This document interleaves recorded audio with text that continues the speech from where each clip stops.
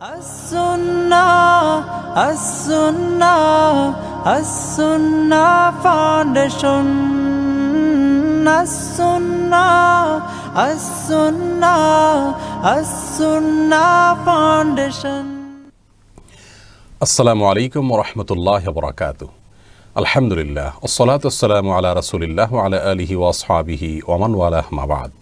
সুপ্রিয় দর্শক শ্রোতা ভাই বোন, দেশে কিংবা প্রবাসে যে যেখান থেকে আমাদের সঙ্গে আজকের এই সরাসরি প্রশ্নোত্তরমূলক অনুষ্ঠান শরীয়ী সমাধানের ভিন্ন ফরম্যাট নির্বাচিত প্রশ্নোত্তর, এই অনুষ্ঠানটিতে যোগ দিয়েছেন আপনাদের সকলকে আন্তরিক অভিনন্দন এবং মোবারকবাদ জানাচ্ছি।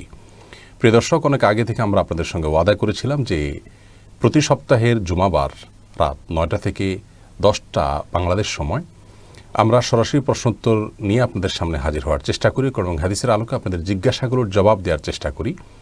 যেহেতু অগণিত প্রশ্ন আসে এবং 1 ঘন্টায় প্রায় 20 থেকে 30 হাজার পর্যন্ত প্রশ্ন আসে, আর সবগুলো প্রশ্ন উত্তর দিয়ে আমাদের পক্ষে সম্ভব হয় না, সেজন্য সপ্তাহে আরেকটি দিন লাইভ করার জন্য অনেকে অনুরোধ করেছেন। সেই অনুরোধের ভিত্তিতে আমাদের কথা ছিল সপ্তাহে আরেকটি লাইভে আসা, আর সেটি শুরু করেছি আমরা আজ থেকে আলহামদুলিল্লাহ।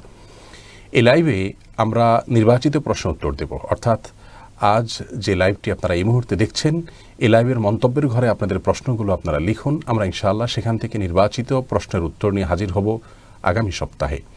ঠিক কোন দিনটি কোন সময়টি আপনাদের জন্য অধিকতর উপযুক্ত হবে সেটি আপনারা মন্তব্যের ঘরে জানাতে পারেন। আজ আমরা শুরু করছি শরীয়ী সমাধান নির্বাচিত প্রশ্নোত্তর শরীয়ী সমাধানের প্রথম পর্ব। যে প্রশ্নগুলো ইতিমধ্যে বিভিন্ন লাইভে আপনারা করেছেন, সেগুলো থেকে নির্বাচিত কিছু প্রশ্নোত্তর আমরা দেব এবং সে সাথে জানিয়ে রাখি আপনাদেরকে যে আজ যে প্রশ্নগুলোর উত্তর আমরা দেব এবং নির্বাচিত প্রশ্নোত্তরের এই সেশনে যে প্রশ্নগুলোর উত্তর আমরা দেব তার প্রত্যেকটি প্রশ্নকে কেটে আলাদা করে আবারও আমরা ইনশাআল্লাহ আপনাদের মাঝে প্রচার করব। সেটা আল্লাহ চাহেন তো IQA ইসলামিক কোশ্চেন অ্যান্সার নামে একটি ফেসবুক পেজ আমাদের ক্রিয়েট করা আছে, সেখানে আমরা আপলোড করব এবং এই নামে ইউটিউব চ্যানেল আছে, সেখানেও আপলোড করা হবে এবং এই নামে ওয়েবসাইট করা আছে, সেখানে ইনশাআল্লাহ এটা শ্রুতলিখন যাবে। অর্থাৎ প্রশ্নোত্তর নিয়ে একটা বড় পরিকল্পনার অংশ হিসাবে এই কাজটি আমরা শুরু করেছি। আশা করি আমাদের সঙ্গেই থাকবেন।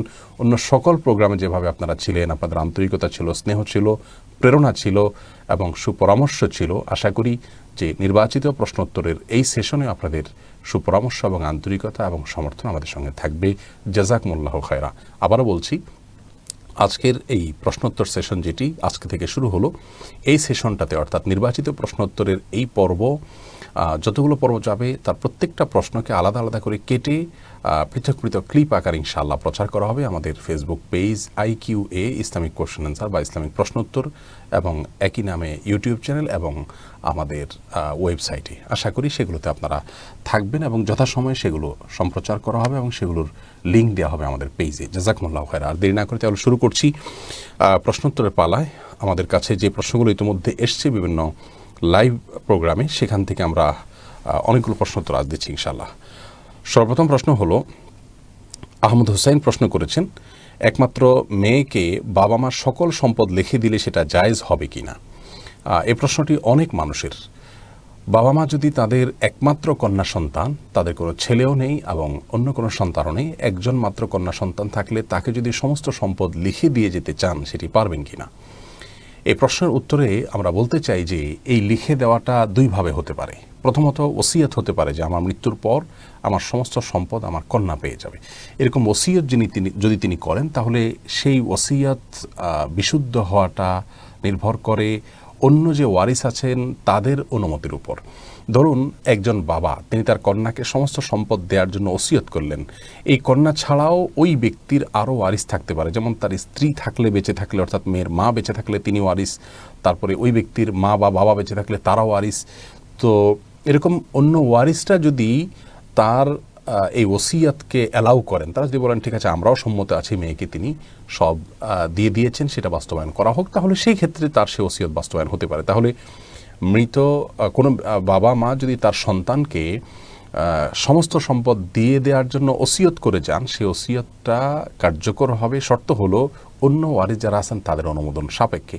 অবশ্য অনেক উলামা ইকরাম বলেছেন সে ওসিয়ত কার্যকর হবে না, কারণ হলো এ সম্পর্কে নবী আলাইহিস সালাম একটি হাদিস বর্ণিত হয়েছে মুসনাদ আহমদ আর বিভিন্ন হাদিসের কিতাবে, যে নবী আলাইহিস সালাম বলেছেন ইন্নাল্লাহ কাদ আতা কুল্লাযী হাক্কিন হাক্কা, নিশ্চয়ই আল্লাহ রাব্বুল আলামিন প্রত্যেক হক পাওনাদারের জন্য মিরাসের মধ্যে, মৃত ব্যক্তির পরিত্যক্ত সম্পত্তিদের মধ্যে নির্দিষ্ট হিস্সা রেখেছেন। অতএব ফালা ওসিয়াতা লিওয়ারিসিন, কোনো ওয়ারিসের জন্য ওসিয়ত করা যাবে না। তো এই মতের উপর এই হাদিসের উপর ভিত্তি করে অনেক উলামা ইকরাম বলছেন এটা জায়েজ নাই, আর অনেক উলামা ইকরাম এটাকে অনুমোদন করেছেন, তবে শর্ত হলো অন্য ওয়ারিসদের অনুমতি সাপেক্ষে। এটি হলো একটি পদ্ধতি। আর যদি বাবা মা তার একমাত্র কন্যা সন্তানকে সকল সম্পদ জীবদ্দশায় দান করে দেন, হেবা করে দেন, তার নামে লিখে দেন, ওসিয়ত নয়, সেরকম যদি হয় তাহলে সেটা জায়েজ আছে কি না, এটা নিয়ে উলামা ইকরামদের দুটি মত রয়েছে। অধিকতর শক্তিশালী মত হলো এটি বাবা মার জন্য জায়েজ রয়েছে। তারা তাদের সম্পদ চাইলে তাদের সন্তানকে, যেহেতু অন্য কোনো সন্তান নেই, অন্য সন্তান থাকলে কাউকে দিলে কাউকে না দিলে সেটা অন্যায় হতো, যেহেতু একমাত্র সন্তান অতএব তাকে তাদের যাবতীয় সম্পত্তি তারা লিখে দিয়ে যেতে পারেন। তবে অন্য ওয়ারিসদেরকে বঞ্চিত করবার জন্য, ধরুন মৃত ব্যক্তির মা আছেন, বাবা আছেন, স্বামী, পুরুষ হলে তার স্ত্রী আছেন, স্ত্রী হলে তার স্বামী থাকতে পারেন, যদি থাকেন ওয়ারিসরা, এবং তাদেরকে বঞ্চিত করাই যদি উদ্দেশ্য হয় তাহলে সেটা অনুচিত কাজ এবং অনুত্তম কাজ। আল্লাহ রাব্বুল আলামিন সূরা নিসার 11 নম্বর আয়াতে বলেছেন আবাউকুম ওয়া আবনাউকুম লা তাদরুনা আইয়ুহুম আকরাবু লাকুম নাফআ, তোমাদের মা বাবা, তোমাদের সন্তান সন্ততি কে তোমাদের অধিকতর উপকার আসবে তোমরা জানো না। অতএব আল্লাহ রাব্বুল আলামিন যেভাবে যাকে যতটুকু দিতে বলেছেন সেভাবে তাকে ততটুকু দিয়ে যাওয়া উচিত, এবং কাউকে বঞ্চিত করার মানসিকতা রাখা উচিত নয়। আর সাধারণ অবস্থাতে একজন কোনো মা বা বাবার সন্তান হিসাবে যদি শুধুমাত্র একজন কন্যা থাকে, তাহলে স্বাভাবিক অবস্থাতে বাবা মার মৃত্যুর পর তিনি অর্ধেক সম্পদ পান, কারণ আল্লাহ রাব্বুল আলামিন বলেছেন ফাইন কুন্না নিসাআন ফাওকা ইসনাতাইনি ফালাহুন্না সুলুসা মা তারাক ওয়া ইন কানাত ওয়াহিদা ফালাহান নিসফ। অর্থাৎ কোনো ব্যক্তির মৃত্যুর পর তার যদি একমাত্র কন্যা সন্তান থাকে তাহলে সে অর্ধেক পায়, পুরো সম্পদের 50% পায়, আর বাকিটা অন্যরা পায়। আর যদি দুজনের অধিক, দুজন বা ততোধিক যদি থাকে, দুজনের বেশি যদি সন্তান থাকে, কন্যা সন্তান, তাহলে তারা 2/3 পায়, অর্থাৎ সর্বোচ্চ মৃত ব্যক্তির সম্পদের 3 ভাগের 2 ভাগ পায়, আর বাকি 1 ভাগ সেটা অন্য ব্যক্তিদের মাঝে বন্টন করা হবে। তাহলে খোলাসা কথা হলো, জীবদ্দশায় সন্তানকে, একমাত্র কন্যা সন্তানকে সমস্ত সম্পদ লিখে দিয়ে যেতে চাইলে বাবা মা সেটা দান করে বা লিখে দিয়ে যেতে পারেন, যদিও অন্য ওয়ারিসদেরকে বঞ্চিত করার উদ্দেশ্য থেকে এটি করা উচিত নয়। তাহলে প্রথম প্রশ্ন উত্তর আমরা পেয়ে গেলাম, আলহামদুলিল্লাহ। এরপরে দ্বিতীয় যে প্রশ্নটির উত্তর আমরা দেব, সেই প্রশ্নটি করেছেন সৌরভ রেজা। আপনি জানতে চেয়েছেন, আমাদের গ্রামের বাড়িতে যেখানে আগে একটা মসজিদ ছিল সেখানে আশপাশে 4-5টি মসজিদ হয়ে গিয়েছে। প্রতিটি মসজিদে এখন ঈদের জামাত আরম্ভ হয়েছে, অথচ পাশেই ঈদের বড় জামাতের মাঠ আছে। এটা ইসলামিক নিয়ম অনুযায়ী কতটা সঠিক? ভাই সৌরভ রেজা, খুবই গুরুত্বপূর্ণ একটি প্রশ্ন। আজকাল যে কোনো মসজিদেই জুমা এবং ঈদের সালাত চালু করা হয়, যেটা ইসলামী শরিয়াত দৃষ্টিকোণ থেকে উচিত নয়। ইসলামী শরিয়াত দৃষ্টিকোণ থেকে উচিত হলো ছোট্ট কোনো পাড়ায় একটা মসজিদ থাকবে যেখানে মানুষ 5 ওয়াক্ত সালাত একত্রিত হয়ে পড়বেন, জামাতের সাথে পড়বেন, আর কয়েকটি পাড়ার মানুষ মিলে একত্রিত হয়ে জুমার সালাত আদায় করবেন। তার মানে যেটা জামে মসজিদ হবে সেটা কয়েকটা পাঞ্জেখানা মসজিদ মিলে একটা জামে মসজিদ হবে। জামে শব্দের অর্থটাই হলো যে একত্রকারী, তার মানে আশপাশের কয়েকটা মহল্লার বা পাড়ার মানুষকে একত্র করে যে মসজিদে, সেটা হলো জামে মসজিদ। আর ঈদের জামাত যেটা, সেটা হবে আরও ব্যাপক পরিসরে, অর্থাৎ কয়েকটা জামে মসজিদের মুসল্লিদেরকে একত্র করে ঈদের জামাত হবে। আল্লাহ রাব্বুল আলামিন চান যে একটা পাড়ার প্রতিটা ঘরের মানুষ দিনে 5 বার একত্র হন, আর কয়েকটা পাড়ার মানুষ সপ্তাহে 1 বার তারা সাক্ষাৎ করুন, একে অন্যের সাথে দেখা করুন এবং আল্লাহর ইবাদতের জন্য একত্র হন। আর আশপাশের কয়েকটা মহল্লা বা কয়েকটা জামে মসজিদের মুসল্লিরা সমবেত হন আরও বড় পরিসরে ঈদের ময়দানে। ইসলামের এই সৌন্দর্যটা আমাদের সমাজ ব্যবস্থাকে অনেক বেশি মজবুত এবং সুদৃঢ় করতে সহায়তা করে। কিন্তু দুঃখজনক হলেও সত্য যে আজকাল সমস্ত মসজিদেই আমরা আপনার জুমা এবং ঈদের সালাত চালু করতে চাই। এর একটা বড় কারণ হলো আমরা কেউ কাউকে মানতে চাই না, এবং এটা অহংকার জায়গা থেকেও আসে যে আমরা স্বয়ংসম্পন্ন, এটি হওয়া উচিত নয়। বরং ইসলাম যেভাবে এই ফরম্যাটগুলো রেখেছে সেটাকে খেয়াল করা উচিত। জামে মসজিদ নামকরণের যে সার্থকতা সেটাই তখন হবে যখন কয়েকটা ওয়াক্তিয়া মসজিদ মিলে একটা জামে মসজিদ হবে।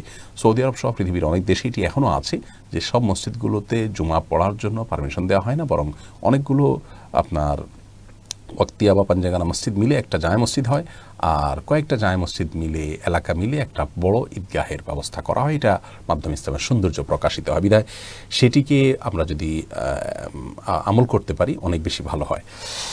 এরপরে যে প্রশ্নটি আমি দেখতে পাচ্ছি, মুস্তফা আল মামুন, আপনি জানতে চেয়েছেন বিভিন্ন দেশে যে মানুষ মরণোত্তর নিজ শরীরের বিভিন্ন অঙ্গ প্রত্যঙ্গ দান করে থাকেন, এটা জায়েজ আছে কিনা, এবার ইসলাম শরিয়া কি বলে? ভাই, খুবই গুরুত্বপূর্ণ আরেকটি প্রশ্ন। মরণোত্তর শরীরের অঙ্গ প্রত্যঙ্গ দান করা ইসলাম শরিয়ার দৃষ্টিকোণ থেকে মৌলিকভাবে জায়েজ নেই। সুনির্দিষ্টভাবে জীবদ্দশায় কোনো ব্যক্তির প্রয়োজনে আপনি শরীর থেকে ব্লাড দিলেন অথবা আপনার কোনো অঙ্গ তাকে দিলেন, তাতে আপনি বড় ধরনের কোনো ক্ষতিগ্রস্ত হলেন না, আর আপনি না দিলে তিনি ক্ষতিগ্রস্ত হয়ে যাচ্ছেন, তার জীবন মরণের ব্যাপার বা এ ধরনের কোনো ইস্যুতে আপনি জীবদ্দশায় যদি আপনি কাউকে রক্ত ইত্যাদি দান করেন সেটি জায়েজ আছে। কিন্তু মৃত্যুর পর আপনার অঙ্গ আপনি কোনো হাসপাতালে দিয়ে গেলেন, মেডিকেল স্টুডেন্টদের জন্য দিয়ে গেলেন, বা আপনি চক্ষু কিডনি ইত্যাদি রেখে গেলেন যে এটা কোনো ব্যক্তির লাগলে কাজে লাগবে, এভাবে দেওয়া জায়েজ নয়। এর সবচেয়ে বড় কারণ হলো আল্লাহ রাব্বুল আলামিন মানব জাতিকে বিশেষভাবে মর্যাদা দিয়েছেন, সম্মান করেছেন। আল্লাহ তাআলা বলেছেন, লাকাদ খালাকনাল ইনসানা ফি আহসানি তাকওয়িম, আমি মানুষকে সুন্দর অবয়ব সৃষ্টি করেছি। অন্য আয়াতে আল্লাহ বলেছেন, ওয়ালাকাদ কাররামনা বানি আদম, আমি আদম সন্তানকে অনেক বেশি মর্যাদা দিয়েছি, সম্মান দিয়েছি। সেই জায়গা থেকে এটা মানব জাতির প্রতি অসম্মানের একটি কাজ যে তার মৃত্যুর পর তার শরীরকে কেটে ছিঁড়ে আপনার বন্টন করা হবে, বা প্রয়োজন হোক বা না হোক সেটা দান করে দেওয়া হবে। প্রয়োজন হোক বা না হোক বলতে ইমিডিয়েট প্রয়োজন হোক বা না হোক সেটা দান করে দেওয়া হবে। এটা মানবতার জন্য অসম্মান, তার শরীরকে কাটাছাড়া করা মৃত্যুর পর। দ্বিতীয়ত, এটা মৃত ব্যক্তির জন্য এটা অসম্মানকর এবং কষ্টকর কোনো কোনো বর্ণনা অনুযায়ী, যার কারণে এটি করা উচিত নয়। যদিও মানুষের মৃত্যুর পর তার অনুভূতি থাকে না, কিন্তু কোনো বর্ণনা থেকে অনেক ওলামা একরাম মৃত ব্যক্তির এক ধরনের বিশেষ অনুভূতি থাকে বলে মন্তব্য করেছেন বিভিন্ন হাদিসের আলোকে। সেই জায়গা থেকে এটি তার জন্য উচিত নয়। একটি হাদিস আমাদের আয়েশা রাদিয়াল্লাহু তাআলা থেকে বর্ণিত হয়েছে, সেই হাদিসের ভাষ্য হলো, কাসরু আজমিল মাইয়িতি কাকাসরিহি হাইয়া, একজন মানুষ তার মৃত্যুর পর তার হাড্ডি ইত্যাদিকে ভাঙা, এটা তার জীবদ্দশায় ভাঙার মতোই।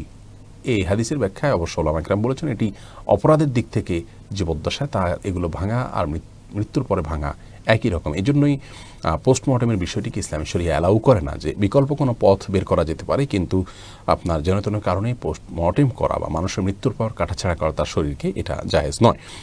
তৃতীয়ত, এটা অনেকেই করে থাকেন কবরের জগতের প্রতি তার বিশ্বাসটা ঠুনকো হওয়ার কারণে বা অবিশ্বাস থাকার কারণে।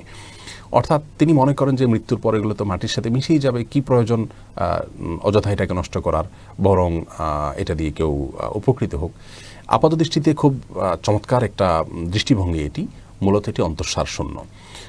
আল্লাহ রাব্বুল আলামিন কোরআনে হাকিমে বলেছেন, ওয়ামিন ওয়ারাইহিম বারযাখুন ইলা ইয়াউমি ইউবআসুন আও ইলা আখিরিল আয়া, যার অর্থ হলো যে মানুষের মৃত্যুর পর একটা বিশেষ জগৎ বা বিশেষ একটা জীবন থাকবে, যেটাকে বারজাখী জীবন বলা হয়, আর এটা কিয়ামত পর্যন্ত অবশিষ্ট থাকবে। যার কারণে এই বারজাখী জীবন বা কবর জীবনের প্রতি বিশ্বাস না থাকলে মানুষ তখন মনে করে যে এটা তো নষ্ট হয়ে যাবে, পচে গেলে। হ্যাঁ, পচে গেলে হয়তো নষ্ট হয়ে যাবে, কিন্তু আল্লাহ রাব্বুল আলামিন সেই আপনার দেহাবশেষ যে অবস্থায় থাকুক না কেন সেটাকে বিশেষ ধরনের আপনার অনুভূতি শক্তি দিবেন, যেটা দৃশ্যমান নয়, এবং সেটা জান্নাতের নেয়ামত কিংবা জাহান্নামের শাস্তি এটা ফিল করতে পারবে। তো সার্বিকভাবে এটি জায়েজ নয় মৃত্যুর পর শরীরের অঙ্গ প্রত্যঙ্গ ইত্যাদি দিয়ে যাওয়া। সুনির্দিষ্ট কোনো ব্যক্তির জন্য জীবদ্দশায় কোনো কিছু দান করার প্রয়োজন হলে সেটি ভিন্ন কথা।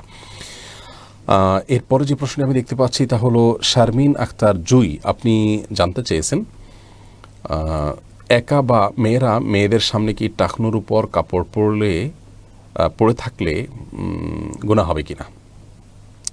একা বা মেয়েরা মেয়েদের সামনে টাকনুর উপর কাপড় পরে থাকলে গুনাহ হবে কিনা।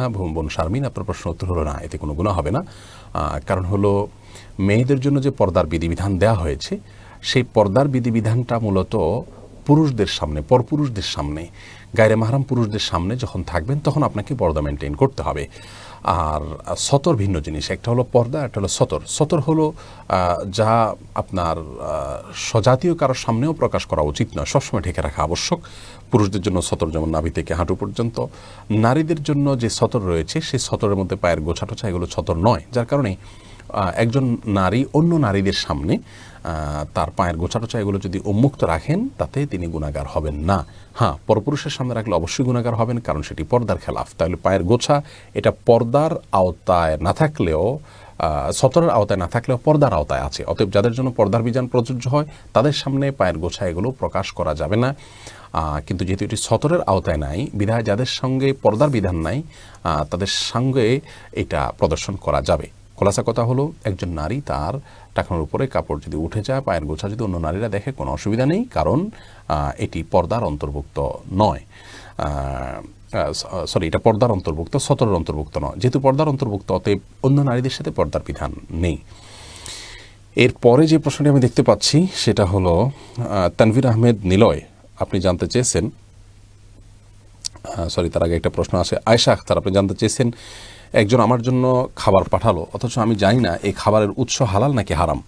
আবার ওনার পরিষ্কার পরিচ্ছন্নতার ব্যাপারও আমি অবগত নই। ওনার খাবার গ্রহণ করা সম্পর্কে ইসলাম কি বলে, দয়া করে উত্তর দিবেন। বোন আয়েশা, কেউ যদি আপনার জন্য কোনো খাবার পাঠান, সে খাবারটির তার হালাল উপার্জন থেকে তিনি প্রস্তুত করেছেন নাকি হারাম উপার্জন থেকে আপনি যদি না জানেন, এমত অবস্থায় আপনার জন্য কয়েকটি পথ রয়েছে। প্রথমত, ওই ব্যক্তির যদি সার্বিক উপার্জন হারাম হয়, শুধুই হারাম উপার্জনের উপরে তিনি নির্ভরশীল হন, তাহলে সেক্ষেত্রে তার সে খাবার গ্রহণ করা আপনার জন্য জায়েজ হবে না। আর যদি তিনি হালাল এবং হারাম দুই ধরনের সম্পদই তার আছে এরকম হয়, আর এটা ঠিক হালালটা থেকে দিয়েছে না হারামটা থেকে আপনি যদি না জানেন, তাহলে এটা আপনার জন্য খাওয়া জায়েজ আছে, কারণ এটি হারাম হওয়ার ব্যাপারে আপনি নিশ্চিত নন। তবে এরকম অবস্থায় তার যদি বেশিরভাগ সম্পদ হারাম হয় এবং হালাল পরিমাণ কম থাকে, তাহলে তার খাবার আপনার জন্য খাওয়া উচিত হবে না। আর যদি তার বেশিরভাগ হালাল ইনকাম থাকে, হারামের পরিমাণ কম থাকে বা 50-50 টাইপ থাকে, তাহলে আপনি এটি খেতে পারেন, কিন্তু এক্ষেত্রেও তার খাবারটা আপনি না খেয়ে অন্য কাউকে দিয়ে দিলেন, তার পক্ষ থেকে সওয়াবের নিয়ত যদি হালাল হয় সেই সওয়াব পাবে, অথবা যে মালিক তিনি সওয়াব পাবেন, সেইটা আপনার জন্য করা উচিত হবে। কারণ হলো নবী করিম সাল্লাল্লাহু আলাইহি ওয়াসাল্লাম বলেছেন, আল হালাল বাইয়িন ওয়াল হারাম বাইয়িন ওয়া বাইনহুমা উমুরুন মুশতাবিহাত, হালাল স্পষ্ট এবং হারাম স্পষ্ট, তার মাঝে কিছু বিষয় আছে যেগুলো ধোঁয়াশাপূর্ণ, সন্দেহপূর্ণ। এই ধোঁয়াশাপূর্ণ বা সন্দেহপূর্ণগুলো যদি কেউ পরিহার করতে পারেন, তাহলে তার তাকওয়াকে তিনি রক্ষা করেন। সেই জায়গা থেকে এটা অ্যাভয়েড করলে ভালো। আর কেউ যদি রান্না করেন আর তার পয় পরিষ্কার না থাকেন, পেশাবার পরে তিনি ভালো করে পরিচ্ছন্ন না হন ইত্যাদি, তাহলে সেক্ষেত্রে তার রান্না করা খাবার খাওয়া যাবে। খাবার খাওয়ার ক্ষেত্রে মূল বিষয় হলো খাদ্যটা হালাল নাকি হারাম, এটা হলো মূল বিষয়। তিনি রান্না করেছেন, তিনি এমনকি যদি অমুসলিমও হন, তার রান্না করা খাওয়া হারাম নয়। তিনি যদি হারাম কোনো কিছু সেখানে না মিশিয়ে থাকেন, না দিয়ে থাকেন, হারাম কোনো খাবার আপনাকে পরিবেশন না করে থাকেন, তাহলে তার হাতের রান্না আপনি খেতেই পারেন। অনেকেই এই অজুহাতে খানা খেতে চান না যে যার হাতের রান্না খাবো তিনি পাক পবিত্র ছিলেন কি ছিলেন না। তিনি পাক পবিত্র থাকেন বা না থাকেন, খাবার যদি পবিত্র হয়, পরিষ্কার মানে হারাম কিছু না হয়, তাহলে সেটি খাওয়া যেতে পারে, কোনো অসুবিধা নেই। এরপর তানভীর আহমেদ নিলয়, আপনি জানতে চেয়েছেন সাহু সিজদা করা তো ওয়াজিব, সুন্নত সালাতে ভুল হলে কি সাহু সিজদা করতে হবে? গুরুত্বপূর্ণ একটি প্রশ্ন। সাহু সিজদা তো ওয়াজিব তরক হলে দিতে হয়। এখন কথা হলো, যে নামাজটাই সুন্নত, ওই নামাজের মধ্যে যদি কোনো কিছু ছুটে যায়, তাহলে কি সিজদা দিতে হবে কি না? উত্তর হলো হ্যাঁ, সিজদা সাহু দিতে হবে। তার কারণ হলো, কোনো নামাজ সুন্নত হলে কি হবে, ওই নামাজের মধ্যে ওয়াজিবের পার্ট আছে, ফরজের পার্ট আছে, সুন্নতের পার্ট আছে, সব কিছুর আলাদা আলাদা ভাগ করা আছে। অতএব 2 রাকাত সুন্নত নামাজ পড়লেও সেখানে কিছু কাজ করতে হবে ফরজ আবশ্যিক হিসাবে, কিছু কাজ করতে হবে ওয়াজিব হিসাবে, কিছু কাজ সুন্নত হিসাবে করতে হবে। অতএব এই সুন্নত নামাজের মধ্যে যদি কোনো ওয়াজিব ছুটে যায়, অবশ্যই আপনাকে সিজদা সাহু দিতে হবে। এটা শুধু ফরজের জন্য বা ওয়াজিবের জন্য খাস নয়, সুন্নত নামাজের মধ্যেও প্রযোজ্য হবে। মাহমুদ ইসলাম, আপনি জানতে চেয়েছেন, আমি একটা তামাক কোম্পানিতে চাকরি করি, সেখানে বিড়ি উৎপাদনের জন্য মশলা তৈরি হয় এবং তামাক প্রসেস করে বিদেশে রপ্তানি করা হয়, সে চাকরি আমার জন্য হালাল হবে কি না? ভাই মাহমুদ, আপনার প্রশ্ন উত্তর হলে এই চাকরি করা আপনার জন্য জায়েজ হবে না। কারণ একটা কোম্পানি যখন তামাক উৎপাদন করে, সিগারেট তৈরি করে, বিড়ি তৈরি করে, সেখানে আপনি জব করা বা তাদের সেই সিগারেটের যে আপনার আইটেম আছে তার কোনো একটা আইটেম আপনি উৎপাদন করা মানে হলো আপনি তার সে হারাম পণ্য উৎপাদনে সহযোগিতা করা। আর আল্লাহ রাব্বুল আলামিন আমাদেরকে বলেছেন ওয়ালা তাআওয়ানু আলাল ইসমি ওয়াল উদওয়ান, তোমরা অন্যায় এবং সীমালঙ্ঘন কাজে একে অন্যের সহযোগিতা করো না। অতএব যে কাজের মাধ্যমে অন্যায় কাজে সহযোগিতা হয়, একটা হারাম জিনিস উৎপাদনে আপনি সহায়তা করলেন, একজন খুনিকে খুন করার জন্য যদি চাকুটাকে আপনি ধার দিয়ে দেন এটা যেরকম অপরাধ হবে, একজন ধূমপায়ীকে ধূমপান করার জন্য আপনি সহায়তা করছেন সেখানে চাকরি করে এটা উৎপাদন করতে গিয়ে সেখানে চাকরি করার মাধ্যমে, তো সেটাও আপনার জন্য জায়েজ হবে না। আল আমিন আপনি জানতে চেয়েছেন জুমার নামাজে ইমাম সাহেব যদি খুতবা পড়েন অন্য আরেকজন দিয়ে নামাজ পড়ান সেটা কি জায়েজ হবে? ইমাম যদি 16 বছরের হয় তার পেছনে নামাজ হবে কি না? ভাই আলামিন আপনার প্রশ্নের শেষ অংশের উত্তর আগে দিচ্ছি। হ্যাঁ, ইমামের বয়স যদি 16 বছর হয় তাহলে তার পিছনে নামাজ পড়া জায়েজ হবে। আর আপনার প্রথম প্রশ্নের উত্তর হলো যে যদি জুমার নামাজে বা ঈদের নামাজেও একই কথা, একজন খুতবা দেন আর আরেকজন নামাজ পড়ান তাহলে সেটি জায়েজ হবে, কোনো অসুবিধা নেই। তবে উত্তম হলো যিনি খুতবা দিবেন তিনি যেন নামাজ পড়ান সেটি। কারণ হলো রাসূল আকরাম সাল্লাল্লাহু আলাইহি সাল্লাম নিজে খুতবা দিতেন এবং নিজে জামাতের ইমামতি করতেন। অতএব একই ব্যক্তি দুটি করতে পারেন সেটা ভালো। কোনো কারণে যদি একজন খুতবা দিলেন আরেকজন ইমামতি করলেন সেটা সম্পূর্ণরূপে জায়েজ রয়েছে। ইমাম মালিক রাহিমাহুল্লাহর মাযহাব অনুযায়ী এটি জায়েজ নয়, যদিও বিশুদ্ধ মত এবং জমহুর তথা সংখ্যাগরিষ্ঠ উলামাদের মত হলো, ইমামদের মত হলো এরকমটি করলে জুমা বা ঈদের নামাজের কোনো ক্ষতি হবে না, বড়জোর অনুত্তম হলো কাজটি। এরপরে প্রশ্ন হলো নাইমা তারিনের, আপনি প্রশ্ন করেছেন রাতে যদি বিতরের সালাত আদায় না করে তাহাজ্জুদের সালাত আদায়ের নিয়তে ঘুমিয়ে যাই, এরপর যদি হায়েজের কারণে অর্থাৎ মাসিকের কারণে বিতর সালাত আদায় করতে না পারি সেক্ষেত্রে করণীয় কি? বোন নাইমা তারিন, বিতির সালাত এটা বিশুদ্ধ মত অনুযায়ী ওয়াজিব। আর নবী করিম সাল্লাল্লাহু আলাইহি সাল্লামের বিতির নামাজ সম্পর্কে বুখারী মুসলিম বর্ণিত হাদিসে তার নির্দেশনা রয়েছে ইজআলু আখিরা সালাতিকুম বিল-লাইলি বিতরা, তোমাদের রাতের শেষ সালাত হিসাবে বিতির পড়বে। তার মানে কেউ যদি সন্ধ্যা রাত্রে শোয়ার সময় তাহাজ্জুদ পড়বেন সেরকম কনফিডেন্ট তার থাকে তাহলে তিনি বিতির সালাত রেখে দিবেন এবং তাহাজ্জুদের পরে পড়বেন। আর যদি তার কনফিডেন্ট না থাকে, আত্মবিশ্বাস না থাকে ভোর রাতে ওঠার ব্যাপারে, তাহলে তার জন্য বিতির পড়ে ফেলা উচিত। পরবর্তীতে ভোর রাতে আল্লাহ তৌফিক দিলে তাহাজ্জুদ পড়ার তিনি তাহাজ্জুদ পড়বেন, বিতির আর পড়তে হবে না। তো এখন কেউ যদি কনফিডেন্টের জায়গা থেকে তিনি শুয়েছেন কিন্তু কোনো কারণে উঠতে পারলেন না, তাহলে সেক্ষেত্রে এটা পরবর্তীতে কাজা করে দিবেন তিনি, যেহেতু ওয়াজিব নামাজ। আর প্রশ্নে যেটি আপনি জানতে চেয়েছেন যে মাসিক হয়ে গেছে এর যার কারণে আপনি আদায় করতে পারেন নাই, প্রথমত মাসিক যদি আপনার কোন সময়টায় হয় সেটা যদি আপনি প্রায় নিশ্চিত হন বা আপনার মোটামুটি একটা আইডিয়া হয়ে যায় যে এই দিনগুলোতে আমার মাসিক হয়ে থাকে, তাহলে তো আপনার এমত অবস্থায় বিতির রেখে ঘুমানো উচিত নয়, যেহেতু মাসিক হয়ে যেতে পারে সে সম্ভাবনা আছে। আর যদি সেরকম কোনো আইডিয়া করার সুযোগ না থাকে অথবা আকস্মিকই হয়ে গেছে এমনটি হয়, তাহলে সেক্ষেত্রে আপনাকে পরবর্তীতে এই বিতিরটা যখন সুস্থ হবেন, আল্লাহ তাআলা যখন আপনাকে সুস্থ করবেন, স্বাভাবিক হবেন, আপনি মাসিক যখন শেষ হবে তখন আপনাকে এই বিতিরটা পড়ে দিতে হবে, যেহেতু এটি ওয়াজিব নামাজ, আপনি তখন কাজা করে ফেলবেন। কিন্তু মাসিক অবস্থাতে কোনো নামাজ পড়া যাবে না, যেহেতু মাসিক অবস্থাতে নামাজ পড়া নিষেধ। এরপরে প্রশ্ন করেছেন শারমিন তিথি, আপনি জানতে চেয়েছেন বাবা সন্তানের আকিকা না করলে মা তার টাকা দিয়ে করতে পারবেন কি না। বোন শারমিন, এই প্রশ্নটির সম্পর্ক একটি মূলনীতির উপরে, আর তা হলো ইসলামী শরিয়াতে যেই ইবাদতগুলো শুধুমাত্র শারীরিক পরিশ্রম দিয়ে সম্পন্ন করতে হয় সেই ইবাদতগুলোতে কোনো প্রকার প্রতিনিধিত্ব চলে না, যারটা সেই করতে হয়, যেমন সালাত, সিয়াম, তেলাওয়াত, জিকির, এগুলা যিনি করবেন তারটা তিনি পাবেন, একজনটা আরেকজনে করে দিলে হয় না। আর যে ইবাদতগুলো আর্থিক ইবাদত, অর্থাৎ সেগুলোতে অর্থ ব্যয়টা করাটাই ইবাদত, সেরকম ইবাদত হলে সেগুলোতে একজন আরেকজনের তরফ থেকে করতে পারেন। ধরুন একজনের যাকাত আরেকজনে দিয়ে দিলেন, একজনের দান আরেকজনে করলেন এবং যার পক্ষ থেকে করছেন তাকে জানিয়ে দিলেন যে তোমার পক্ষ থেকে এটা আমি করলাম, তাহলে এটুকুই যথেষ্ট সেটি বিশুদ্ধ হওয়ার জন্য। আর এই মূলনীতির আলোকে বাবার উপরে সন্তানের আকিকা দেওয়া হলো কর্তব্য, এটা বাবার উপরে বর্তায়, অন্য কারোর উপর নয়। কোনো কারণে বাবা দিতে পারলেন না, অপারগ হলেন বা দিলেন না বা মারা গেলেন, তো এমত অবস্থায় যদি তার পক্ষ থেকে, বাবার পক্ষ থেকে কেউ একজন করে দেন সেটা মা হতে পারে, ভাই হতে পারে, অন্য কেউ হতে পারে, নানা নানি দাদা দাদি কেউ হতে পারে, তাহলে আকিকা আদায় হয়ে যাবে ইনশাআল্লাহ। এটাই হলো বিশুদ্ধতর মত। যদি আপনার সম্ভব হয় 7ম দিনে আকিকা দেওয়া উচিত সুন্নাহ, না হলে 14তম দিনে, না হলে 21তম দিনে, আর না হলে প্রাপ্তবয়স্ক হওয়ার আগে আগে করা উচিত। এরপরে করলে অনেক আমাদের মধ্যে আদায় হয়ে যাবে, কিন্তু যথাসময় আগে আগে করা উচিত। তাহলে খোলাসা কথা হলো, বাবার তরফ থেকে অন্য কেউ যদি আদায় করে দেন আদায় হয়ে যাবে। বিশেষ করে বাবা যদি জীবদ্দশায় থাকেন তাহলে সেক্ষেত্রে তাকে জানিয়ে তার পারমিশন নিয়ে সেটি করা উচিত। আয়েশা আক্তার নিশি আপনি জানতে চেয়েছেন, গোসলের সময় পানির ছিটা অন্যের উপর গিয়ে পড়লে সে কি অপবিত্র হয়ে যাবে? বোন আয়েশা, এই প্রশ্নের উত্তর হলো, গোসলের সময় পানির ছিটা অন্য কারোর গায়ে পড়লে তিনি অপবিত্র হয়ে যাবেন না। প্রথমত, আপনার শরীরে যদি কোনো নাপাক পানি পতিত হয়, অর্থাৎ সরাসরি আপনি শরীর নাপাক হওয়ার কারণে যে পানি প্রবাহিত করছেন সে পানিটা গিয়ে আপনার গায়ে পড়ে, তাহলে শরীরে নাপাক শরীরের উপর দিয়ে পানি ব্যবহার করা হলে সে পানিকে পুনরায় ব্যবহার করার জন্য ব্যবহার করা যাবে না, কিন্তু সে পানিটা নাপাক হয়ে যাবে না। আমি আবারও বলছি, ধরুন কার গোসল ফরজ হয়েছে, তিনি গোসল করছেন, তো তার হাতে নাপাক লেগে নাই, কিন্তু শরীরে অদৃশ্য নাপাক হয়ে গেছে শরীর, যার কারণে তার শরীর থেকে প্রবাহিত পানিটা যদি পড়ে যায়, এই পানিটা নাপাক নয়, তবে এই পানিটা অন্য কাউকে পবিত্র করতে পারে না। সরাসরি এই পানিটা যদি কেউ ধারণ করে নিয়ে ওযু করতে চায়, ওযু হবে না, কিন্তু এই পানিটা নাপাকও নয়। অতএব যদি গোসলের ছিটা কারোর গায়ে গিয়ে পড়ে তাহলে তাতে নাপাক হবে না।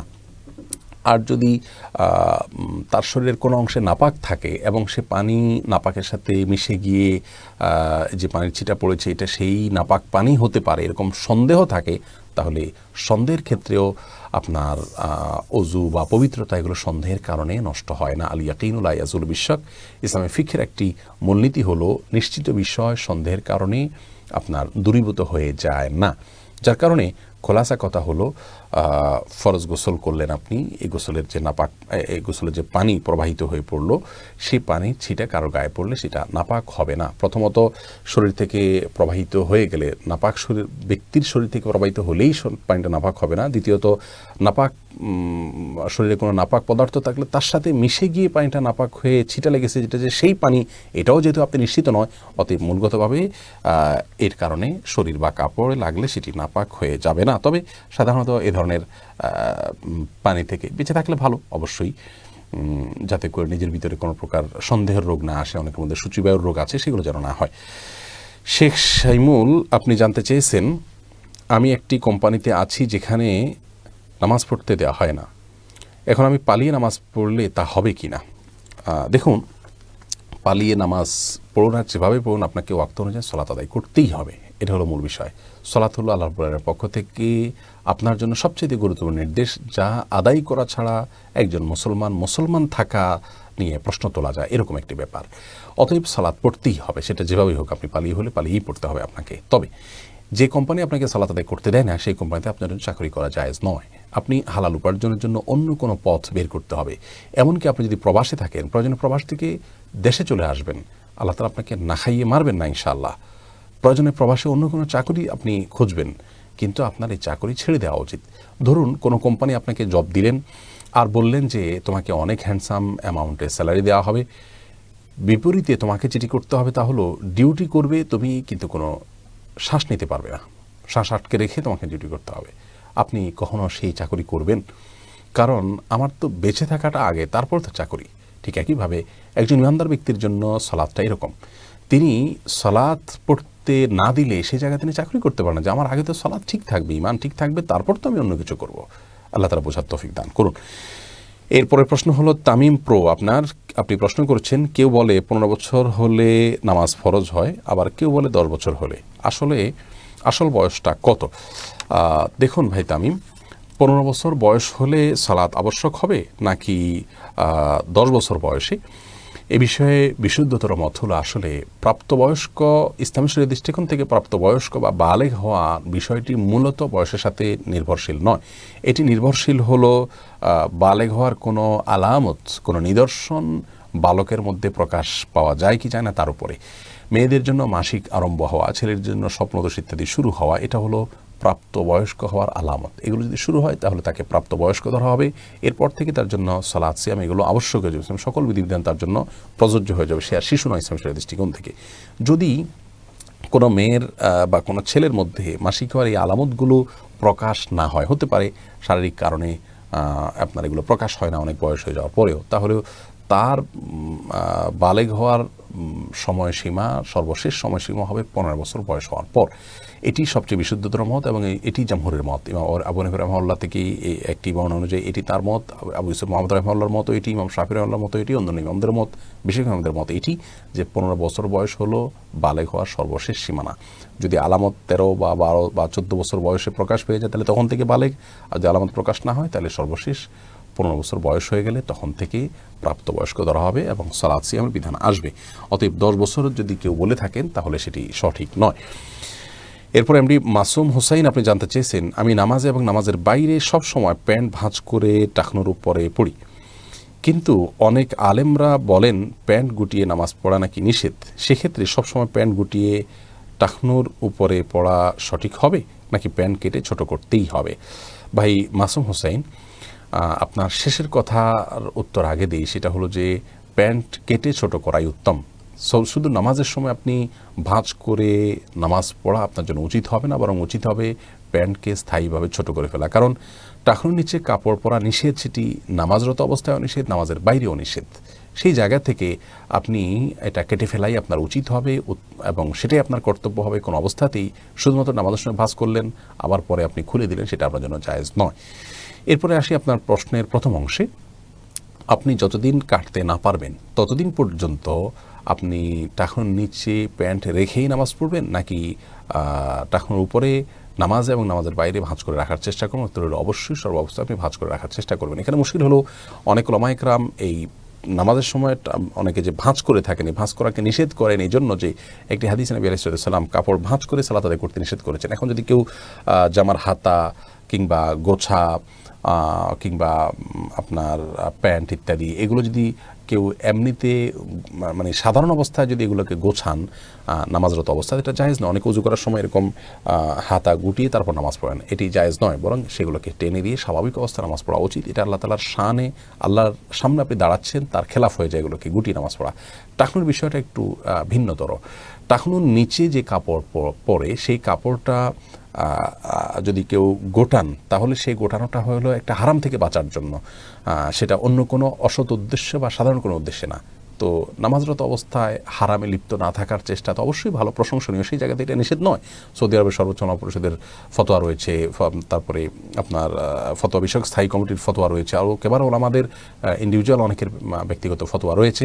সেই ফতোয়াগুলোতে তারা স্পষ্ট জানিয়েছেন যে নামাজের সময় কেউ যদি টাকনুর নিচের কাপড়কে ভাঁজ করে নামাজ পড়েন তাহলে হাদিসে যে কাপড় ভাঁজ করা নিষেধ সেটা সেই নিষেধাজ্ঞার মধ্যে পড়বে না, বরং হাতা ইত্যাদি এগুলো সেই নিষেধাজ্ঞায় পড়বে।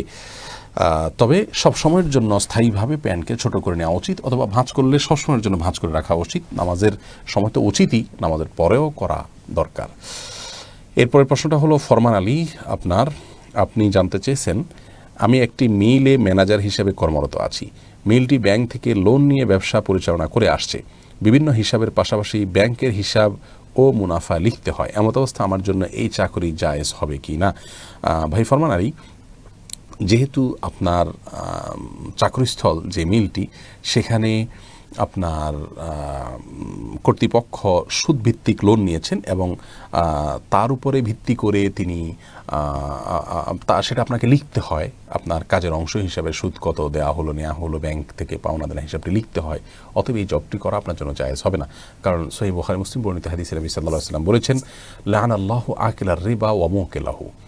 আল্লাহ রাব্বুল আলামিনের লানত বর্ষিত হয় ওই ব্যক্তির উপরে যে নিজে সুদ খায় কিংবা সুদ দেয় কাউকে, ওয়া কাতিবাহু ওয়া শাহিদাইহি, এবং যে সুদ লেখে এবং সুদের সাক্ষী থাকে, তাদের সকলের প্রতি আল্লাহ তাআলা লানত বর্ষিত হয়।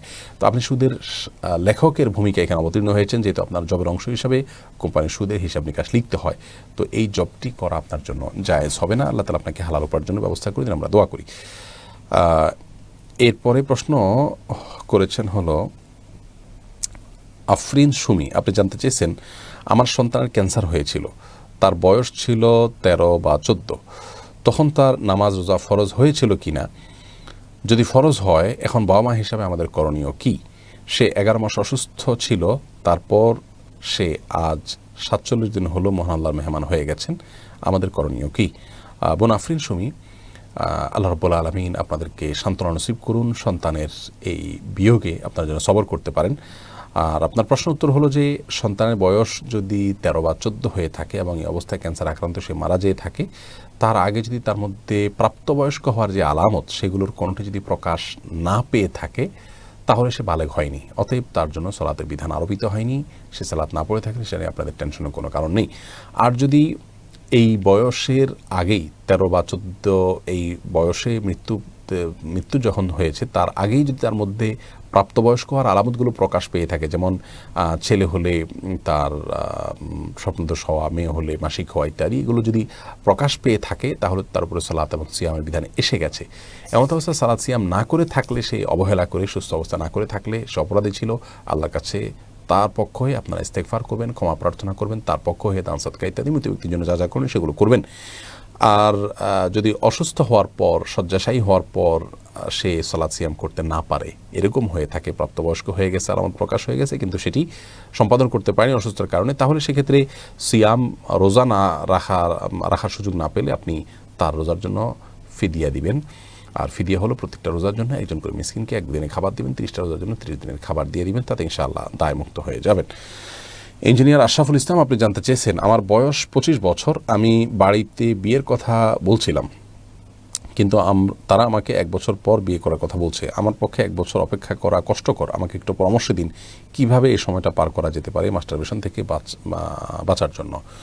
ভাই আশরাফুল ইসলাম, আল্লাহ রাব্বুল আলামিন আপনাকে সবর করার তৌফিক দান করুন। প্রথম কথা হলো, নবী করিম সাল্লাল্লাহু আলাইহি সাল্লাম খুব দ্রুত বিবাহের জন্য উৎসাহ দিয়েছেন, প্রেরণা দিয়েছেন। আপনার বাবা মা এবং আপনার অভিভাবক যারা আছেন তাদেরকে ভালো কোনো আলেমকে দিয়ে বোঝানো উচিত, তাদের মধ্যে দ্বীনি চেতনা জাগ্রত করার চেষ্টা আপনার করা উচিত যে আসলে বিয়েটা কেন বিলম্ব করা উচিত নয়। নবী করিম সাল্লাল্লাহু আলাইহি সাল্লাম বলেছেন যে তোমরা কেউ যদি উপযুক্ত ব্যক্তি পাও, পাত্র বা পাত্রী, যার দিনদারির ব্যাপারে তোমাদের সন্তোষজনক মনে হয়, তাহলে সেক্ষেত্রে আর দেরি করো না বিয়ের ক্ষেত্রে। কারণ বিয়ের ক্ষেত্রে দেরি করলে সমাজে নানা রকমের সমস্যা তৈরি হয়, সংকট তৈরি হয় এবং বিপত্তি দেখা দেয় এবং জেনা, ব্যভিচার ইত্যাদি এগুলো বাড়তে থাকে। তো সেই জায়গা থেকে তাদেরকে বোঝানো উচিত হলো প্রথম কাজ। দ্বিতীয় কাজ হলো, আপনি যদি বিবাহ করার মতো আর্থিকভাবে আপনার সঙ্গতি না থাকে, একেবারেই না থাকে, তাহলে সেক্ষেত্রে আপনার সিয়াম রাখা উচিত, রোজা রাখা উচিত। নবী করিম সাল্লাল্লাহু আলাইহি ওয়াসাল্লাম বলেছেন যে মান ইসতাতা মিনকুমুল বা'তা ফালিয়াতাযাওয়াজ ওয়া মান লাম ইসতাতি' ফাআলাইহি বিস-সাওম ফাইন্না লাহু বিজা। যে ব্যক্তি সিয়াম বিবাহ করার সামর্থ্য রাখে সে যেন বিবাহ করে, আর যদি কেউ এই সামর্থ্য না রাখেন, অর্থাৎ আর্থিক সামর্থ্য তার না থাকে, তাহলে সে যেন রোজা রাখে, নফল রোজা রাখে, তাহলে সেটি তাকে পাপের কাছ থেকে বাঁচিয়ে রাখবে ইনশাআল্লাহ। মাস্টারবেশন থেকে বাঁচার জন্য আপনি নফল রোজা রাখবেন, সেই সাথে একাকিত্ব এবং নিঃসঙ্গতা এটা অ্যাভয়েড করে চলবেন, তাতে ইনশাআল্লাহ মাস্টারবেশন থেকে বেঁচে থাকতে পারবেন। এবং বাজে কোনো দৃশ্য ইত্যাদি দেখা, এগুলো থেকে বেঁচে থাকার চেষ্টা করবেন। নজরকে হেফাজত করেন, পরনারীকে দেখবেন না, এবং একা না থাকার পাশাপাশি কোনো নেককার, দিনদার, ভালো মানুষদের সঙ্গে ওঠা বসা করবেন। নির্জনতা হলো এই ধরনের অপরাধগুলো সংগঠনের অন্যতম কারণ। আল্লাহ তাআলা আপনাকে বোঝার তৌফিক দান করুন। নাসিম আখতার, আপনি জানতে চেয়েছেন, আমার আত্মীয়দের শুধু আমি ফোন দিয়ে মাঝে মাঝে খবর নেই, কিন্তু তারা কখনো আমার খবর নেন না, এমনকি আমি অসুস্থ হলেও না, তাই আমার মনে মনে খুব রাগ হয়েছে। এখন আমি যদি তাদের খবরাখবর না নেই তাহলে কি অনেক গুনাহগার হব? বন্যাসীমা, আপনার প্রশ্ন উত্তর হলো যে আত্মীয় স্বজন যদি খোঁজখবর নাও নেন, আপনি তাদের সাথে সম্পর্ক রক্ষা করা উচিত, সম্পর্ক ছিন্ন করা উচিত নয়। সহিহ বুখারীর একটি হাদিসে নবী করিম সাল্লাল্লাহু আলাইহি ওয়াসাল্লাম বলেছেন, ইন্নামাল লাইসাল ওয়াসিলু বিল মুকাফি ইন্নামাল ওয়াসিলু ইযা কুতিআত রাহিমুহু ওয়াসালাহ। যার অর্থ হলো, আপনার আত্মীয় আপনার সাথে সদাচরণ করলে আপনিও সদাচরণ করবেন, এটা আত্মীয়তার সম্পর্ক রক্ষাকারীর গুণ নয়, বৈশিষ্ট্য নয়, বরং আত্মীয়তার বন্ধন রক্ষাকারীর মূল বৈশিষ্ট্য হলো আপনার সাথে সম্পর্ক কেউ ছিন্ন করবে আর আপনি সেটাকে জোড়া দেওয়ার চেষ্টা করবেন। এটা অনেক কষ্টের কাজ আমি জানি, কিন্তু আল্লাহ রাব্বুল আলামিনের কাছে এর জন্য আপনি অনেক আজর পাবেন। আপনি প্রকৃত আত্মীয়তার বন্ধন রক্ষাকারী তখনই হবেন যখন সে আপনাকে ইগনোর করার চেষ্টা করলেও আপনি আপনার জায়গা থেকে আপনি যোগাযোগ করার চেষ্টা করেন। হ্যাঁ, তার সাথে যোগাযোগ করতে গেলে আপনি ক্ষতিগ্রস্ত হবেন, এরকম যদি হয় তাহলে ভিন্ন কথা, আপনি অবশ্যই সম্পর্ক না রেখে চলতে পারেন, কিন্তু যথাসম্ভব তার সাথে সম্পর্ক রক্ষা করে আপনার চলা উচিত, এবং এটি হলো নবী সাল্লাল্লাহু আলাইহি ওয়াসাল্লামের নির্দেশনা। এরপরে প্রশ্ন করেছেন আবু সুফিয়ান, আপনি জানতে চেয়েছেন আল কোরআনের ভাষা বোঝার জন্য কোনো কোর্স রেকমেন্ড করুন। আবার প্রশ্ন, আপনার প্রশ্নটি আবু সুফিয়ান প্রশ্ন করেছেন, আল কোরআনের ভাষা বোঝার জন্য কোন কোর্সটি রেকমেন্ড করবেন? ভাই আবু সুফিয়ান, আল কোরআনের ভাষা বোঝার জন্য বাংলাদেশে আলহামদুলিল্লাহ অনেকেই অত্যন্ত চমৎকার অনেকগুলো কোর্সের আয়োজন করছেন। তার মধ্যে থেকে প্রফেসর মুখতার আহমদ ডেফরিল ইউনিভার্সিটির তার একটি ইনস্টিটিউট আছে, আত-তারবিয়াহ ইনস্টিটিউট বা মাহাদুত তারবিয়াহ। এই তারবিয়াহ ইনস্টিটিউট এর মাধ্যমে তারা কোরআনিক অ্যারাবিকটার ক্লাস করিয়ে থাকেন, কোর্স করিয়ে থাকেন। সেগুলোর মাধ্যমে আপনি উপকৃত হতে পারবেন ইনশাআল্লাহ। সেই সাথে engineer S M Nahid Hasan আরেক ভাই আছেন, অত্যন্ত মুখলিস মানুষ, ব্যক্তিগতভাবে আমি তার প্রতি সুধারণা রাখি। তিনি তার একটা আয়োজন আছে, সেটার নাম হলো আল কোরআনের ভাষা। বাংলায় আপনি আল কোরআনের ভাষা লিখে ফেসবুকে সার্চ দিলে আশা করি পেয়ে যাবেন। তিনিও নিয়মিত ক্লাস করিয়ে থাকেন এবং তার কোর্সটি আমি কিছু অংশ দেখেছি, অত্যন্ত চমৎকার, এবং এর উপর তার বই পুস্তকও আছে। তৃতীয়ত আরেকটি নাম আপনাকে আমি রেকমেন্ড করতে পারি, সেটা হলো মাওলানা আবদুল্লাহ আল মাসুদ, তরুণ একজন আলেম উদীয়মান। তিনি নুরুল কোরআন, আপনি ইংলিশে নুরুল কোরআন লিখে ফেসবুকে সার্চ দিলে আশা করি পেয়ে যাবেন আবদুল্লাহ মাসুদের। যদিও তিনি নতুন শুরু করেছেন, কিন্তু অত্যন্ত দক্ষ এবং যোগ্য মানুষ এবং চমৎকারভাবে শুরুটা করেছেন। তো তার মাধ্যমে আপনি আল কোরআনের ভাষা শেখার চেষ্টা করতে পারেন। আর এছাড়া উস্তাজ শেখ মহিউদ্দিন ফারুকি, তিনি তার মাহাদুল লুগাহ বা আল লুগা ইনস্টিটিউটের মাধ্যমে অ্যারাবিক ল্যাঙ্গুয়েজ নিয়ে কাজ করছেন। তিনি অবশ্য কোরআনিক অ্যারাবিক নিয়ে কাজ করেন না, আমি যতটুকু জানি।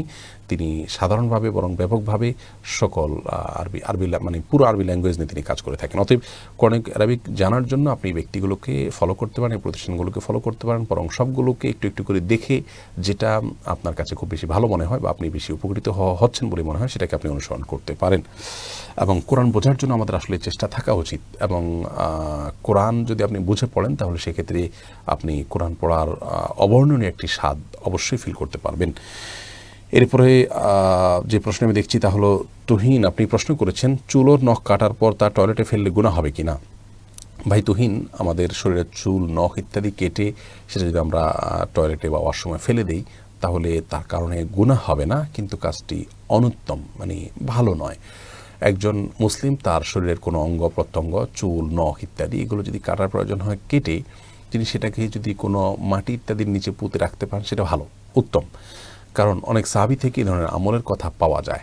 কিন্তু যদি কেউ এটা করতে না পারেন, বরং ডাস্টবিনে বা অন্য কোথাও ফেলে দেন, তাহলে এই ফেলার কারণে তিনি গুনাহগার হবেন না, পাপী হিসাবে বিবেচিত হবেন না, বড়জোর উত্তম কাজ করেননি। এটি যেহেতু মানুষের শরীর, আল্লাহ রাব্বুল আলামিন মানুষকে সম্মানিত করেছেন, মর্যাদা দিয়েছেন, এই জন্য চুল, নখ এগুলো তার অঙ্গ।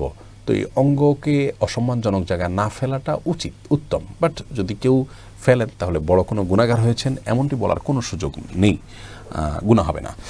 এরপরে আমরা ইসমাইল, আপনি জানতে চেয়েছেন 4 রাকাত নামাজে যদি ভুলে 3 রাকাত পড়ে সালাম ফেরানোর পর মনে হয়, তাহলে কি আবার 4 রাকাত পড়তে হবে নাকি 1 রাকাত পড়লেই হবে?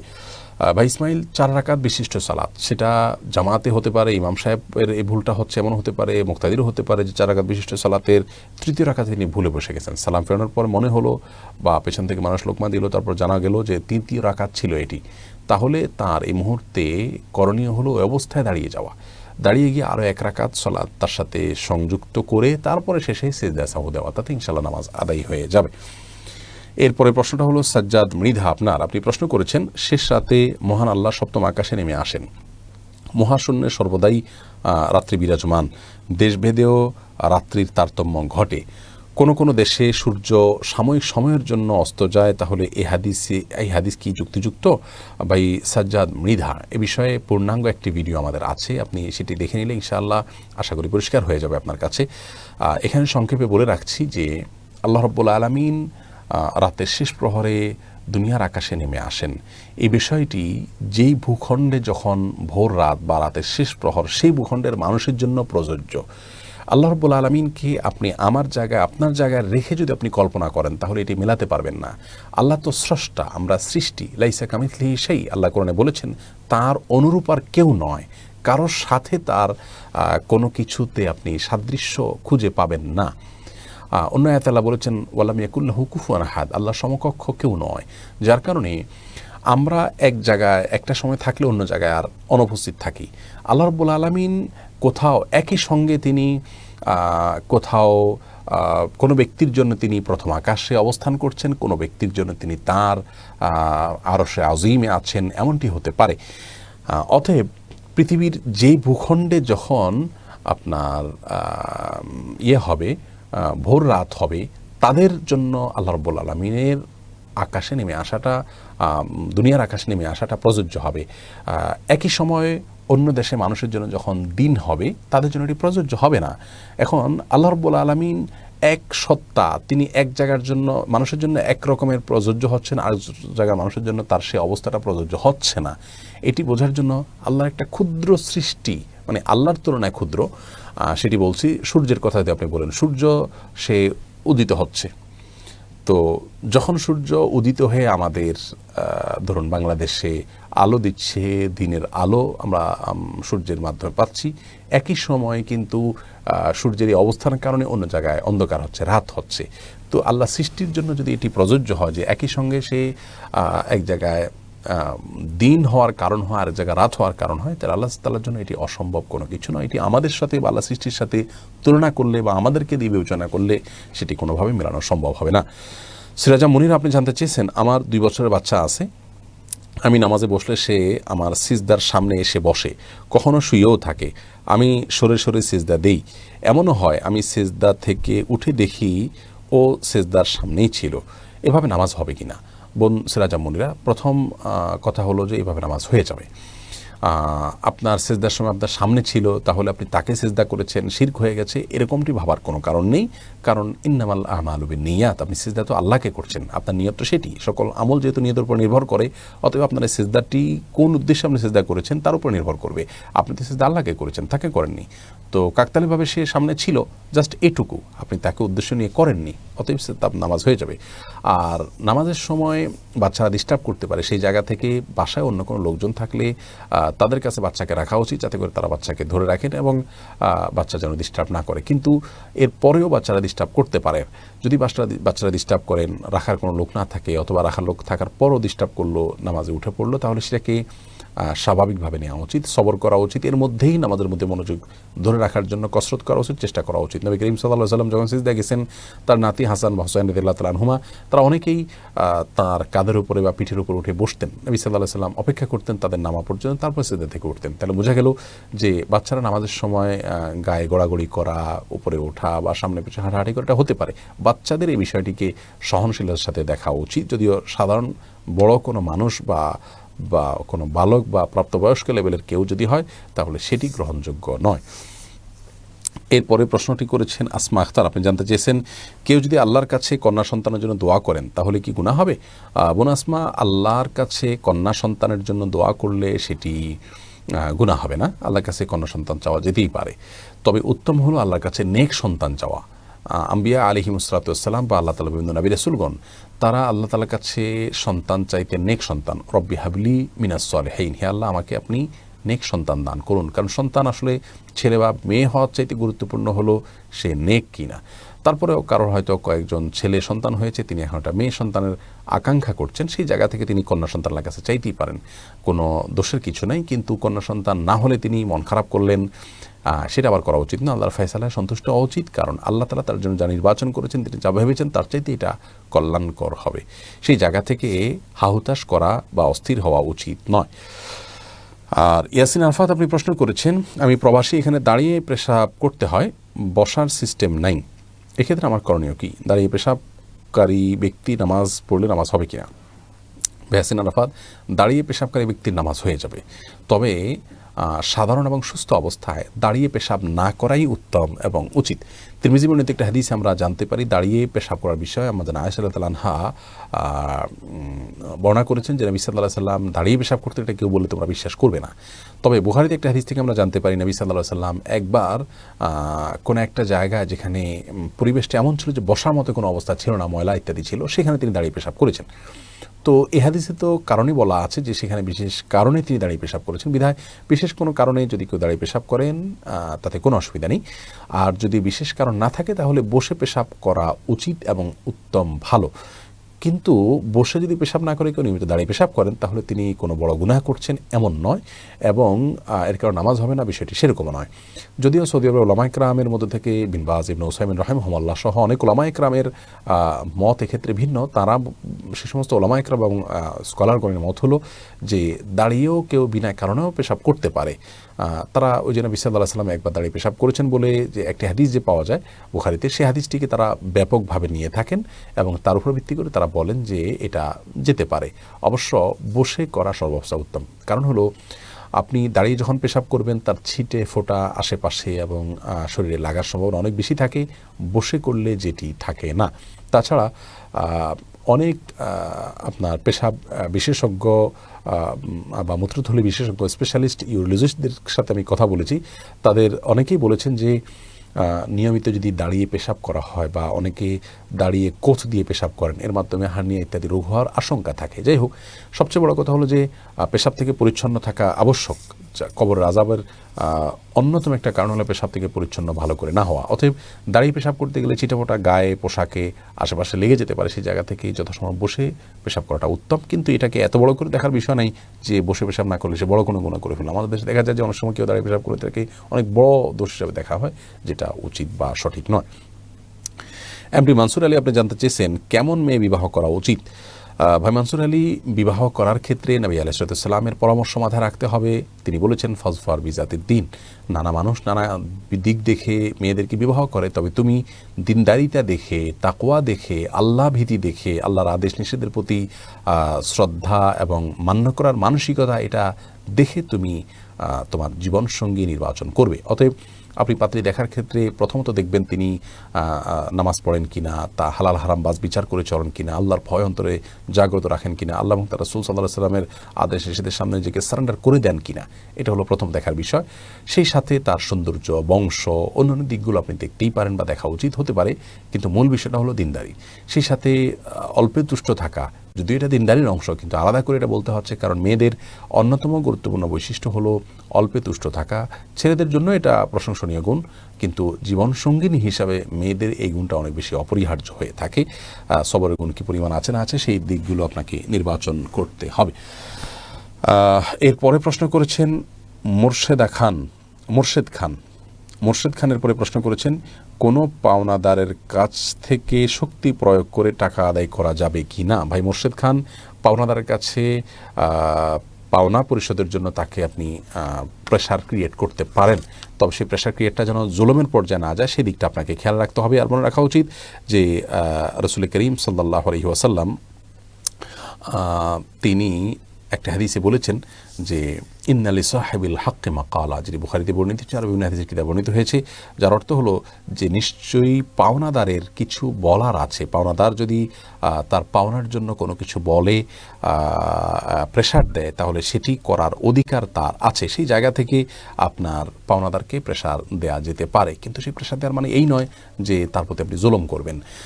তার সাধ্য না থাকলেও তাকে আপনি অত্যাচার করা, সেটা উচিত নয়। বরং এর বিপরীতে রাসূল আকরাম সাল্লাল্লাহু আলাইহি ওয়াসাল্লাম নেকামলের মধ্যে এটিকেও গণ্য করেছেন যে একজন মানুষ তার পাওনাদারকে পাওনা পরিশোধের জন্য একটু সহজ করে দিবেন, সময় দিয়ে দিবেন, ছাড় দিবেন, কিছুটা কমিয়ে দিবেন, কিস্তি করে দিবেন।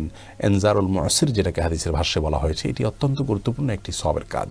সেটি করতে পারলে ভালো। তারপরে যদি কেউ আপনাকে আপনার টালবাহানা করে, দিতে না চায়, থাকার পরও সে ঘোরাঘুরি করে, এই টাইপের যদি হয়, তাহলে সেক্ষেত্রে তাকে আপনি প্রেশার ক্রিয়েট করার অধিকার আছে, কিন্তু সে জুলুমের পর্যায়ে না, জাস্ট আপনার টাকা আদায়ের জন্য আপনি তাকে চাপ দিতে পারেন, এটি অধিকার আপনার আছে। এরপরের প্রশ্ন হলো কোহিনুর ইসলামের, আপনি প্রশ্ন করেছেন, আমার বাবা নাই, আম্মা গত বছর ওমরা করেছেন, এবছর আমার খালাতো বোন আর বোন জামাই আল্লাহর হুকুমে হজে যেতে চান, আম্মাও তাদের সাথে যেতে চাচ্ছেন, এভাবে যাওয়া কি আম্মার জন্য সহি হবে? বোন কোহিনুর ইসলাম, মৌলিকভাবে নিজের মেয়ের জামাই হলে তার সাথে ওমরা করতে বা হজ করতে যেতে অসুবিধা নেই, যেহেতু তিনি মাহরাম। এছাড়া আপনার বোনের মেয়ের জামাইয়ের সাথে ওমরা করতে যাওয়া বা হজ করতে যাওয়া উচিত হবে না, কারণ হলো তারা তার মাহরম নন। নবী করিম সাল্লাল্লাহু আলাইহি ওয়াসাল্লাম বলেছেন যে লা তুসাফিরুল মারআতু ইল্লা মা'আজি মাহরামিন, কোনো মহিলা সফর করতে পারবেন না বা করবেন না, করা উচিত নয় কোনো মাহরাম পুরুষ ছাড়া অন্য কারোর সাথে। সেই জায়গা থেকে তার হজের সফরে যাওয়া উচিত নয় গায়রে মাহরামের সাথে। তবে যদি আল্লাহ রাব্বুল আলামিন তাকে তৌফিক দেন অন্য কোনো মাহরামের সাথে তিনি চলে যান, তাহলে সেটি তার জন্য অবশ্যই উচিত এবং সেটা তিনি করতে পারেন। এর পরের প্রশ্ন হলো আরাফাত হুসাইনের, আপনি প্রশ্ন করেছেন জানাজার নামাজের পর দোয়া করা কি বিদআত? ভাই আরাফাত, জানাজা নামাজের পরে দোয়া করা হাত তুলে জাস্ট নামাজের পরপর, এটি সুন্নাহ দ্বারা প্রমাণিত নয়। এটিকে নামাজের পরে অনেক এলাকাতে নিয়ম হিসাবে মানুষ বানিয়ে নিয়েছে, যেটি বিদআতে পরিগণিত হবে। পাকবারত মহাদেশের অনেক পরিচিত একজন আলেম আশরাফ আলী থানভী রাহিমাহুল্লাহ, তিনি এইটিকে বিদআত হিসেবে উল্লেখ করেছেন এবং এটার উপরে অনেক উলামা ইকরাম বড় আর্টিকেল এবং ছোটোখাটো পুস্তিকা লিখেছেন, যার কারণে এটি বিদআত হিসাবে পরিগণিত হবে। তবে মৃত ব্যক্তির জানাজা দেওয়ার পর, তার লাশ দাফন করার পর কবরস্থানে কেবলার দিকে দাঁড়িয়ে তিনি যেন কবরের সওয়াল জবাব সঠিক মতো করতে পারেন, সেই জন্য হাত তুলে দোয়া করা, এটি হাদিস দ্বারা সাহাবায়ে নবী সাল্লাল্লাহু আলাইহি ওয়াসাল্লাম থেকে আসছে। কিন্তু জানাজার পর আর কোনো দোয়া নয়, কারণ জানাজাটাই তো জানাজার আয়োজনটা পুরোটাই তো দোয়া। আপনি জানাজার সালাতে কি করছেন? পুরো সময় তার জন্য দোয়া করছেন। অতএব আলাদা করে সালাম ফেরানোর পর আর তার জন্য হাত তুলে দোয়া করার প্রয়োজন নেই। এরপরে তাওহিদা কবির এশা আপনি জানতে চেয়েছেন, কোনো স্থানে কিছু মূল্যবান বস্তু চোখে পড়লে সেই বস্তুটি কি করা উচিত? দান কিংবা নিকটস্থ দায়িত্বপ্রাপ্ত কেন্দ্রে প্রদান? আরও জানতে চাই, অনেকেই বলে থাকেন সামনে নিচ থেকে যা আসে তা তোমার হয়ে যায়, এ কথার সত্যতা কতটুকু? বোন তৌহিদা, শেষের কথাটি অত্যন্ত গর্হিত কথা এবং কোনোভাবেই গ্রহণযোগ্য নয়, ভুল কথা, যে সামনে যা নিজে থেকে আসে যা তোমার হয়ে যায়। অর্থাৎ কারোর জিনিস আপনি পড়ে থাকা দেখলেন, তাহলে আপনার সামনে আসলো, তাহলে এটা আপনার হয়ে গেল না, এত সহজ না বিষয়টি। বরং কোনো কারোর কিছু পড়ে গেলে সেটা যদি আপনি খুঁজে পান, কুড়িয়ে পান, তাহলে আপনার উচিত হবে, যদি সেটা মূল্যবান বস্তু হয়, তাহলে তার মালিককে খুঁজে বের করার জন্য যত চেষ্টা হতে পারে, ঘোষণা দেওয়া, লিফলেট লিখে লাগিয়ে দেওয়া, ঘোষণাপত্র বিভিন্ন জায়গায় লাগিয়ে দেওয়া, বিভিন্নভাবে মানুষের মধ্যে প্রচার করা উচিত যে আমি অমুকটা পেয়েছি, কার, সে যেন নিয়ে যায়। যদি কোনোভাবে আপনি কাউকে খুঁজে না পান এবং দীর্ঘদিন চেষ্টা করার পর মালিক আপনি কোনোভাবে সন্ধান না পান, তাহলে সেক্ষেত্রে এটা মালিকের পক্ষ থেকে আপনি দান করে দিতে পারেন।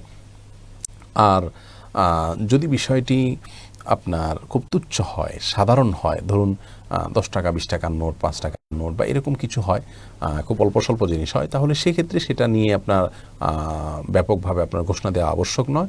যদি খুঁজে পান আলহামদুলিল্লাহ ভালো, আর না হলে আপনি এটা নিজে অভয় মানুষ হলে নিজেও আপনি ভক্ষণ করতে পারবেন, তার জন্য সওয়াব হবে সেটি। আর যদি নিজে অভয় মানুষ না হন, তাহলে সেক্ষেত্রে অন্য কোনো অভয় মানুষকে আপনি দান করে দিবেন, এটি হলো আপনার কর্তব্য। তবে আপনি কুড়িয়ে পেয়েছেন, আপনার সামনে আসতে আপনার জন্য হালাল হয়ে গেছে, বিষয়টি সেরকম নয়।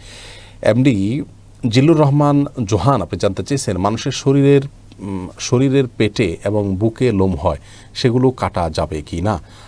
দেখুন, মানুষের শরীরে বুকে যে লোম হয়ে থাকে, মানুষের শরীরে বা পেটে বুকে যে লোম হয়ে থাকে, সেই লোমগুলো কাটার ব্যাপারে বিশুদ্ধতর মত হলো, এগুলো যদি কারোর জন্য বিরক্তির কারণ হয় তিনি কাটতে পারেন।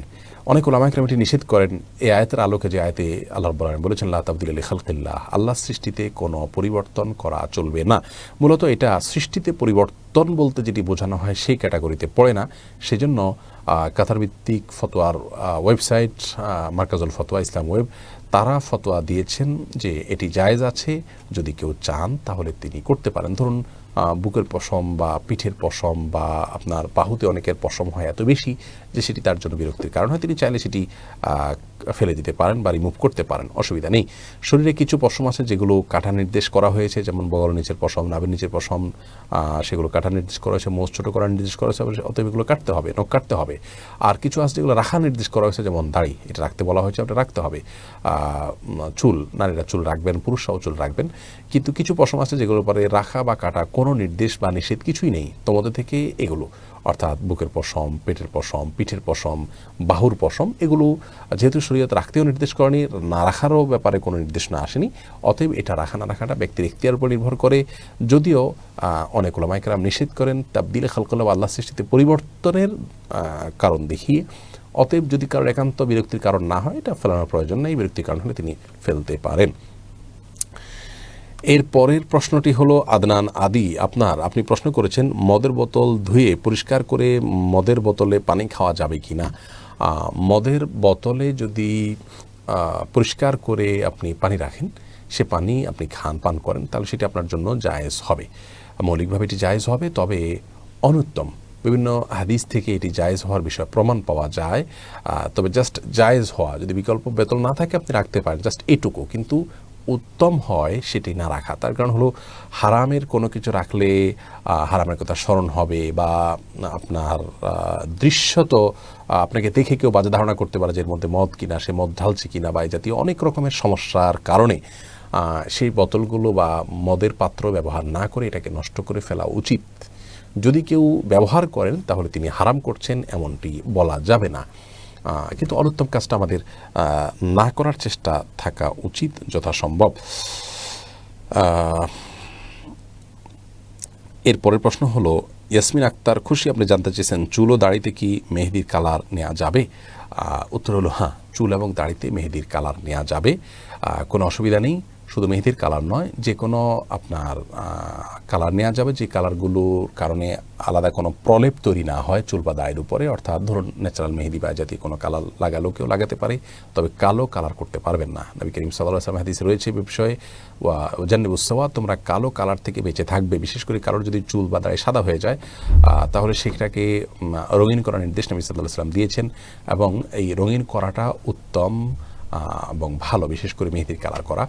কিন্তু কালো কালার থেকে বেঁচে থাকতে হবে। কালো করে নিজের বয়স লুকানো এবং আরও নানা রকমের অসঙ্গতির দিক সেখানে আছে, সেই কারণে এটি সাধারণ অবস্থায় নিষিদ্ধ রয়েছে। বিধায় আপনি মেহেদি ব্যবহার করতে পারেন চুলে বা দাড়িতে, কোনো অসুবিধা নেই। প্রিয় দর্শক, দেখতে দেখতে নির্দিষ্ট সময় 1 ঘন্টা পার হয়ে গেছে এবং আমরাও প্রায় 35-40টি প্রশ্ন উত্তর দিয়ে ফেলেছি। এই প্রশ্নগুলো ইনশাআল্লাহ কেটে কেটে ইসলাম কিউএ বা ইসলামিক প্রশ্ন উত্তর এই পেজ এবং ইউটিউব চ্যানেলে আপনারা পাবেন, এবং ওয়েবসাইটে শ্রুতি লিখন আকারে চলে যাবে ধারাবাহিকভাবে যথাসময় ইনশাআল্লাহ বিদিনিল্লাহ। আগামী সপ্তাহ থেকে আমরা আল্লাহ চাহেন তো এই রেকর্ডেড লাইভটি নিয়মিত করব। কোন দিনে কোন সময় এটি সম্প্রচারিত হলে আপনাদের জন্য বেশি সুবিধা হয়, আবারও আপনাদেরকে বলছি, অনুগ্রহ করে আপনাদের মতামত মন্তব্যের ঘরে জানাবেন, এবং এই পোস্টগুলোকে বেশি থেকে বেশি শেয়ার এবং ওয়াচ পার্টি করবেন অন্যদের জানার সুবিধার জন্য।